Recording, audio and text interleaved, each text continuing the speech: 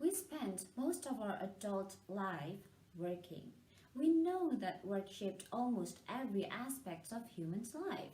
Then how does the future of work looks like? Here is the story of the Wi-Fi tribe of modern days.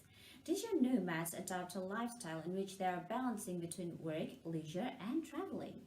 Also referred to as location independent workers. They are web designers, app developers, and many more. Most of them are from the US, UK, and Australia.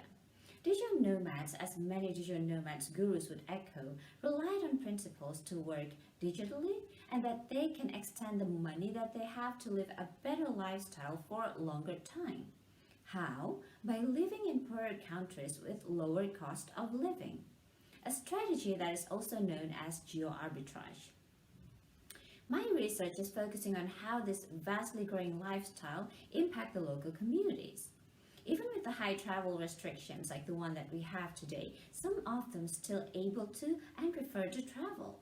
As I'm speaking, many of them stuck or they chose to stay in that foreign place, even though some also prefer to go home. In comparison, we might be familiar with tourism and its impacts, but tourism has been around since the 17th century. Digital nomadism arguably started merely 10 years ago, and what we have seen with digital nomadism shows things that are different with what we have seen so far.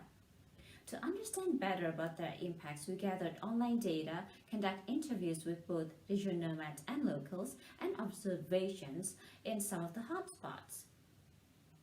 We have seen the boom of the co-working spaces, the increasing of co-living spaces, the international schools where they accommodate digital nomads as children.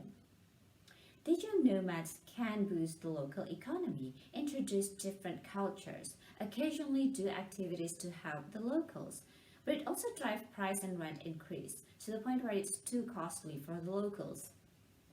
Tax evasion issues, the striking social and economic disparity between the nomads and locals. In some cases, nomads present direct threats to the locals' job.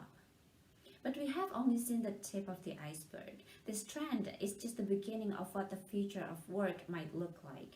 And we have bigger issues at hand. What does that mean to the local communities, especially those who don't have the resources and access to move to different parts of the world?